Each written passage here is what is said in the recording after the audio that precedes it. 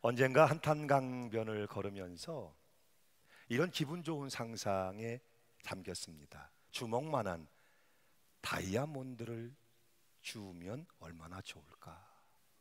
주먹만한 다이아몬드 어떨까? 얼마나 할까? 그걸 주우면 어디에 쓰면 좋을까? 여러분도 아시죠? 저 철원에서 연천으로 이어지는 이 한탄강 지질이 특별한 지질층을 이루고 있어서 여러분 보석, 에메랄드나 다이아몬드가 출토될 수 있는 그런 지질이라는 이야기를 들었거든요.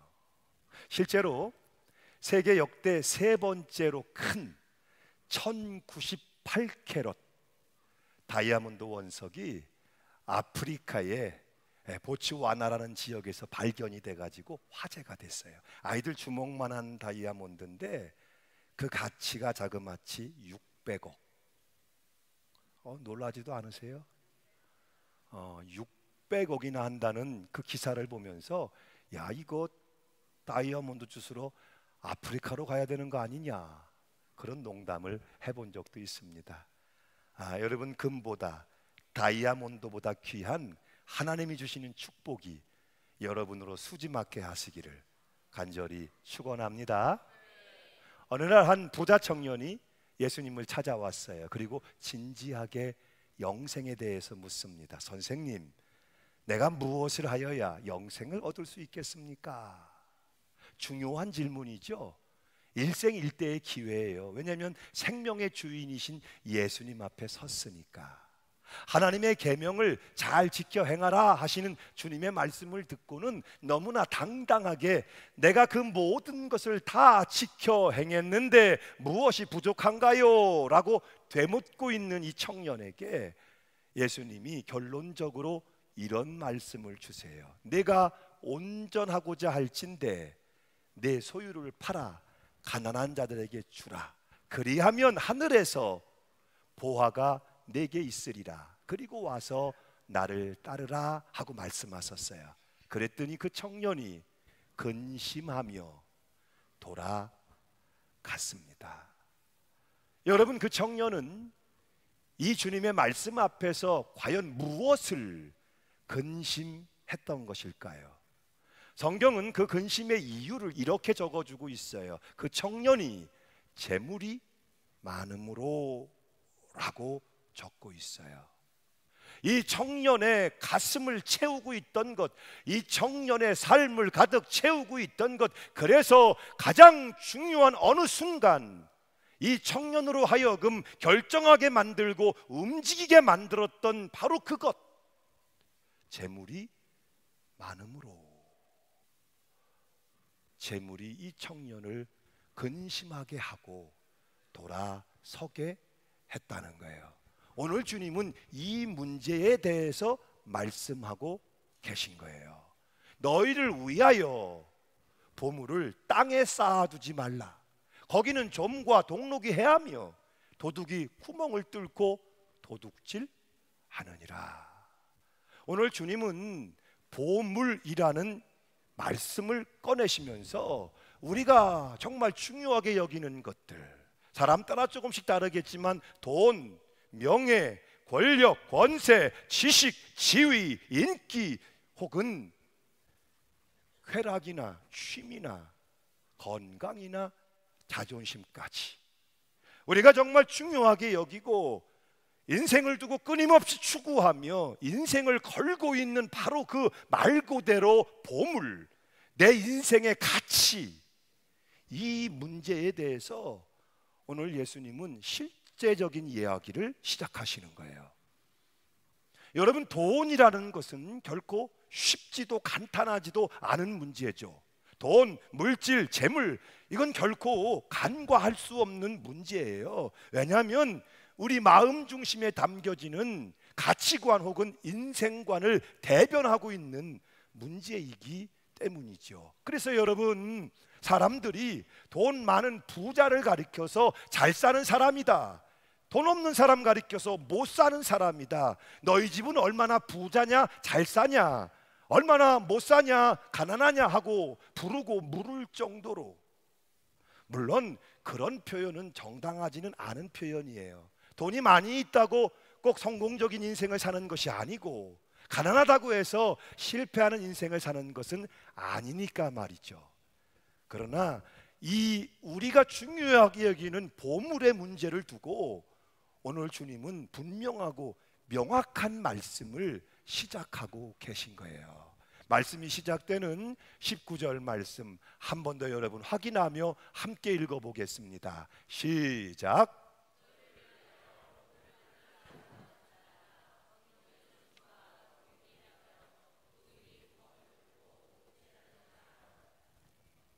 너희를 위하여 보물을 땅에 쌓아두지 말라.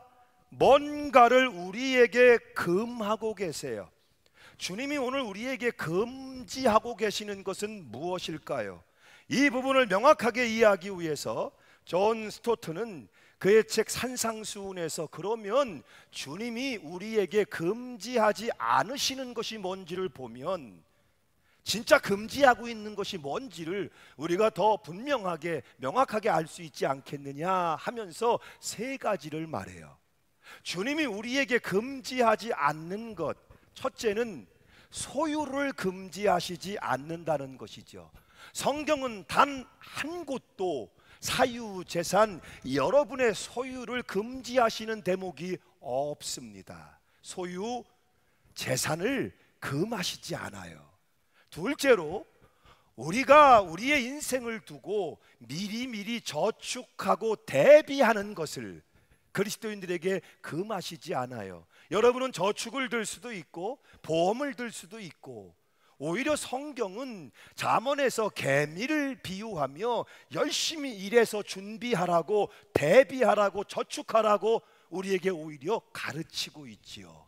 때로는 내 인생을 두고 미래를 두고 혹은 내게 속한 가족들을 위하여, 연약한 지체들을 위하여 더 열심히 일할 것과, 그리고 그들을 돌보기 위해 준비하고 대비할 것을 성경은 말씀하고 있죠. 그런가 하면 창조주 하나님이 우리에게 주시는 것, 모든 세상을 지으신 하나님이 우리에게 선하고 아름다운 것들을 주실 때에 그것을 소홀히 여기거나 경멸히 여기지 말고 귀하게 여겨서 기뻐할 줄 알고 감사할 줄 알고 누리라고 말씀하고 있어요. 모든 하나님이 주신 것을 감사함으로 받으면 선하고 유익이 되니, 오늘 우리에게 하나님이 주시는 것들을 귀하게 여겨서 감사함으로 받고 소유하고 누리라고 말씀하고 있어요.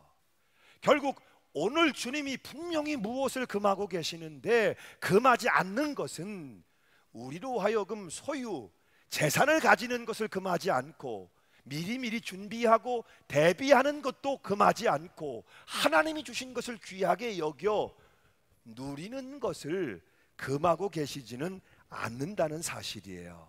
그러면 이제 그것을 빼놓고 보물을 땅에 쌓아두지 말라, 무엇을 금하고 계시는 것일까? 다시 이 말씀을 보면 정확하죠. 너희를 위하여 보물을 땅에 쌓아두지 말라. 너희를 위하여 여기에 있습니다. 여러분, 좋든 싫든 우리는 필연적으로 물질 세계를 살며 육신을 입고 물질 관계 속에 살아갈 수밖에 없는 삶이죠.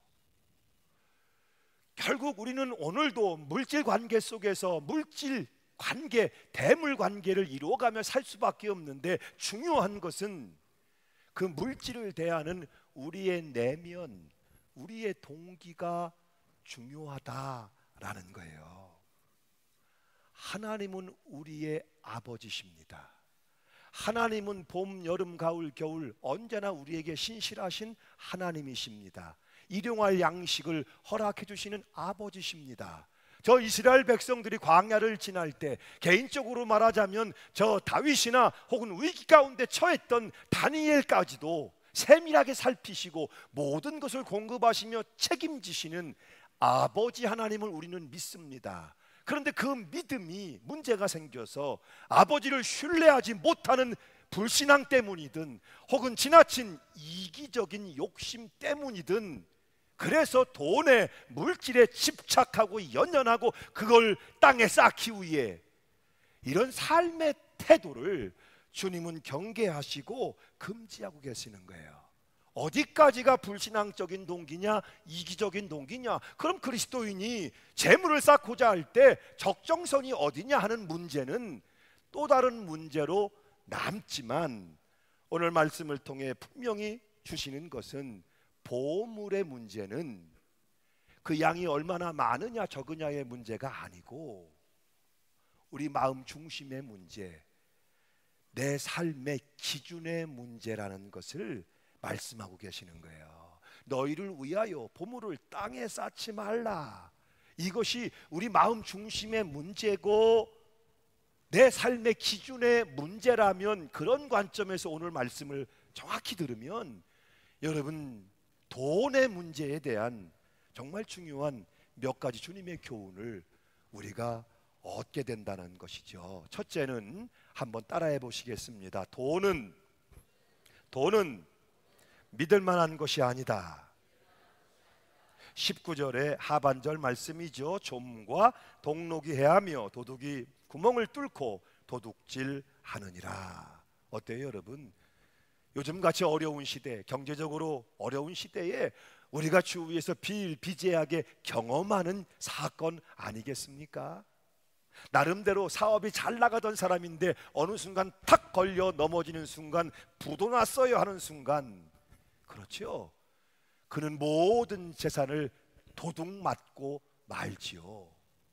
주식에 열중하는 이들이 많은데 소중한 재물을 끌어모아다가 주식에 쏟아부었는데 어느 순간 주가가 곤두박질 치는 순간 내 의지와 상관없이 소중한 재물을 다 빼앗겨 버리고 마는, 도둑 맞는 경우겠죠. 원치 않는 갑작스러운 사건 사고 때문에 병원에 오랫동안 누워 있어야 한다면 그건 역시도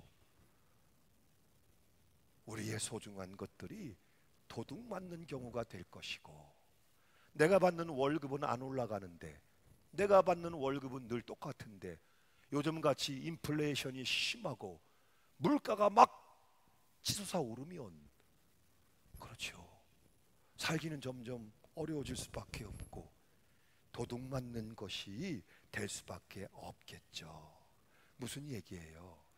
여러분, 돈이라는 것은 쫓는다고 잡혀지는 것이 아니고 밤을 새워 지킨다고 해서 지킬 수 있는 것도 아니라는 거예요.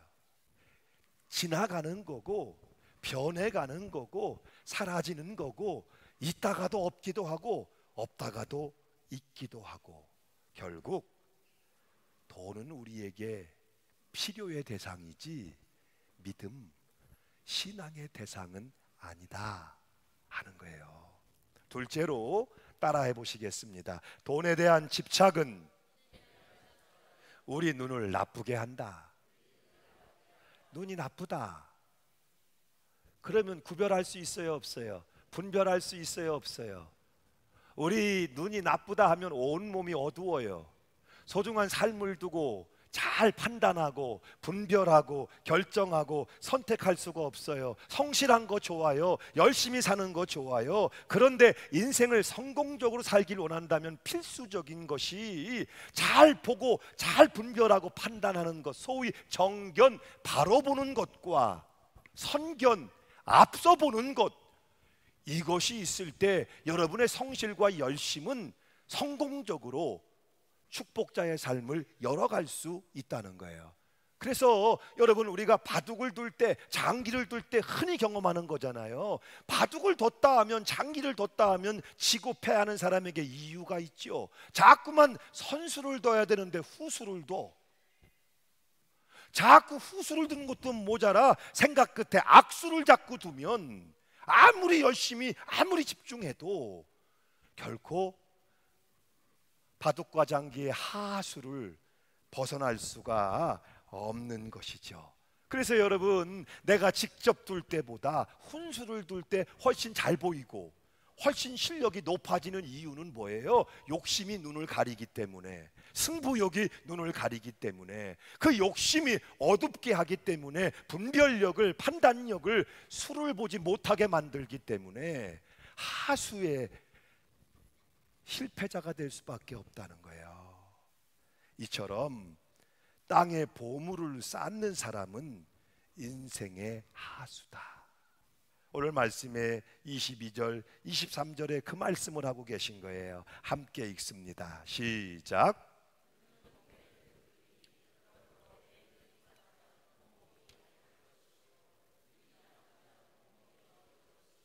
그러므로 내게 있는 빛이 어두우면 그 어둠이 얼마나 하겠느냐. 눈이 몸의 등불이다. 그러니 정확히 보고, 바로 보고, 앞서 보고 나갈 때 그 인생은 승리하며 성공할 수 있음을 분명하게 말씀해 주고 있는 거예요. 그리고 셋째로 따라 하십니다. 돈에 대한 욕심은 하나님에 대한 믿음을 빼앗아간다. 중요한 말씀이죠. 24절 함께 읽죠. 한 사람이 두 주인을 섬기지 못할 것이니 혹 이를 미워하며 저를 사랑하거나 혹 이를 중히 여기며 저를 경히 여김이라. 너희가 하나님과 재물을 겸하여 섬기지 못하느니라. 땅에 보물을 쌓는 사람은 그 돈이 신앙의 대상이 되어버린다는 거예요. 인생에 하나님이 계셔야 될 자리에, 하나님이 앉으셔야 할 자리에 돈이 앉아 있어서 돈을 섬기게 된다는 거예요. 우리는 하나님을 의지하는 백성이지 돈을 의지하는 백성이 아닌데 자꾸만 내 인생이 돈을 의지하게 된다는 거예요. 돈을 사랑하고 돈을 구하고 찾고 쫓고 집착하다 보니 그 미혹의 유혹에 끌려 결국 넘어질 수밖에 없다는 거예요. 그래서 성경은 돈을 사랑함이 일만 악의 뿌리가 되나니 결국 하나님이 아니라 돈을 섬기는 인생, 돈을 섬기는 신앙, 스스로 범죄함에 자기 자신을 내어줄 수밖에 없게 된다는 거예요. 그래서 주님은 너희를 위하여 보물을 땅에 쌓아두지 말라. 오히려 적극적으로 너희를 위하여 보물을 하늘에 쌓아두라고 말씀하고 계신 거예요. 이 말씀을 여러분 오해하시면 안 돼요. 하나님은 여러분이 가난하게 돈과 상관없이 양식조차 늘 전전긍긍하는 거지처럼 살라고 말씀하고 계신 것이 아니에요. 오히려 돈은 하나님이 아브라함에게도 주시고 야곱에게도 주셨던 것처럼 돈은 하나님이 우리에게 주시는 최고의 사랑의 표요, 선물이요, 은사요, 소명일 수 있다는 사실이에요. 돈을 아예 땅에 쌓을 것이 없는 가난자가 되려는 것이 아니요, 오히려 적극적으로 열심히 일하며 더 많이 벌어서 하늘에 쌓는 부자가 되라고. 아멘. 하늘에 더 많이 쌓을 수 있는 부자가 되라고 말씀해 주고 계신 거예요. 오늘 이 시간 주의 이름으로 저는 여러분들의 생업에 수입이, 소득이 날마다 더해 가시기를 축복합니다. 하나님이 부어주시는 부함이 여러분의 삶에 더 넘쳐나시기를 축복합니다. 너를 위하여 보물을 땅에 쌓아두지 말라고 하셨으니 우리 자신만을 위하여 이 땅에서 땅의 것으로 먹고 마시며 즐기는 것이 전부가 아니라고, 하나님의 영광을 위하여 생명을 구원하고 세상에 소망을 두고 많은 이들을 유익하게 하기 위하여 여러분이 더 하늘에 많이 쌓을 수 있는 부자가 되실 수 있기를 축복합니다. 이런 부자라면 더 큰 부자가 되면 좋지 않겠습니까? 오늘 우리의 삶과 이 세상을 유익하게 할 부자라면 하나님이 더 마음껏 밀어주시고 더 많이 부어주셔서 더 큰 거부가 되었으면 좋겠다는 것, 이것이 오늘 저만의 생각이겠습니까? 여러분은 하나님이 기뻐하시는 부자가 되세요. 하나님이 기뻐하시는 부자, 아브라함은 거지가 아닙니다. 이삭과 야곱은 그의 농사하여 백배나 거두며 거부가 되었고, 야곱은 일가를 이뤘을 때에 아버지의 축복을, 유산을 다 상속한 에서와는 좋게 비교되지 않는 거부로 나라를 사고 팔 정도의 부자로 고향으로 돌아갈 때 그 걸음 가운데 하나님이 기뻐하시며 함께 하시잖아요. 하나님이 기뻐하시는 부자, 마음껏 하늘에 쌓고도 넘쳐나는 부자가 되시기를 축복합니다. 천하보다 귀한 영혼을 귀히 여기는 사람들, 천하보다 귀한 영혼을 무시하지 않고 소홀히 여기지 않고 섬길 줄 아는 사람들, 돈 좀 있다고 사람 무시하고 없는 사람들 함부로 여기는 그런 천박한 졸부들이 아니라 하나님이 부어주신 은사, 하나님이 부어주신 축복으로 천하보다 귀한 영혼들을 귀히 여기고 살려내고 구원하는 일에, 돕고 섬기는 일에 마음껏 하늘에 쌓을 줄 아는 이런 부자들을 하나님은 잊지 않으시고 더 큰 상을 베푸시며 복을 부어주실 거예요. 여러분은 하나님이 믿고 맡길 수 있는 부자가 되시기를 바라요. 달란트의 비유에 나오는 종들처럼 마음껏 그 은사를, 달란트를 퍼쓰고도 남길 수 있는, 아멘, 하나님이 기뻐하시는, 믿고 더 귀한 것을 맡길 수 있는 부자들이 되시기를 축복합니다. 아직은 어린 저희 막내 딸아이, 저와 집사람이 좀 멀리 이렇게 출타를 하게 되면 아이가 걱정이 돼서 이따금씩 카드를 조심스럽게 맡기고 가요. 그리고 나서 엄마의 휴대폰에 찍히는 카드 명세를 보면 이 아이가 어떻게 카드를 썼구나 하는 걸 확인할 수 있겠죠. 큰 문제를 일으킨 적은 없지만 가끔씩은 이 녀석 봐라, 그럴 때가 있어요. 선생님하고 친구들하고 죄다 데리고 가서 뭘 그렇게 사주는 것이 좋은지 카드 명세를 보니까 그렇게 쓰는 적이 종종 있어서 이놈 봐라, 그럴 때가 있어요. 이 아이가 좀 더 잘하고 좀 더 돈을 잘 쓸 수 있게 된다면, 그렇죠? 카드를 맡겨 유익하게 쓰도록 해주는 것도 가능할 것이라고 생각을 해봅니다. 하나님은 당신께 소유된 모든 것들, 은혜와 은사와 축복을 여러분에게 주기를 원하세요. 그분의 통장 안에 있는 모든 것들을 여러분이 다 꺼내 쓰셔도 절대로 여러분을 나무라거나 책망하지 않으실 거예요. 여러분이 그것을 바로 알고 바로 쓸 줄 알게 된다면 얼마든지 더 많이 하나님의 카드를 여러분에게 맡기고 싶어 하실 거예요. 왜? 그분은 우리의 아버지시고 우리는 그분의 자녀이기 때문이지요. 종교개혁자인 마틴 루터가 이런 유명한 말을 한 적이 있죠. 우리에게는 세 가지의 회심이 필요하다. 그것은 가슴과 머리와 지갑의 회심이다. 실제로 19세기 최고의 영적 부흥의 시대를 열었던 우리 웨슬리 목사님도 동일한 말씀을 하시면서 마지막에 이렇게 말씀하세요. 내가 직접 성도들의 삶의 모습을 보니 가슴의 회심도 되고 머리의 회심도 되는데 지갑의 회심은 정말 쉽지 않더라. 이런 말씀을 하셨어요. 여러분, 오늘 이 문제, 주님이 주시는 말씀 앞에서 여러분이 한 번쯤 돌아보아 생각해 보실 수 있기를 바라요. 가슴의 회심도 돼야 하고 머리의 회심도 일어나야 하지만 실제적인 삶의 증거, 그렇죠, 지갑의 회심이 어렵다는데 어떠시겠어요? 조용히 눈을 감습니다. 참 사랑하는 여러분, 오늘 여러분의 지갑은 회심하였습니까? 오늘 여러분에게 맡겨주신 그 소중한 보물을 썩어 없어질 땅에 쌓고 계시지는 않습니까? 아니면 영원하도록 있을 칭찬과 상급을 위해 하늘에 쌓고 계신가요? 신앙이라는 이름으로 돈에 대한 부정적 오해를 갖지 않게 되시기를 바라요. 가난한 것이 선은 아니요, 부한 것이 악도 아니죠. 오히려 돈은 하나님이 우리에게 맡겨주시는 더없이 소중한 은사요, 사명일 수 있어요. 힘써 일하는 자가 되세요. 하늘에 쌓을 수 있을 만큼 많이 벌은 거부가 되세요.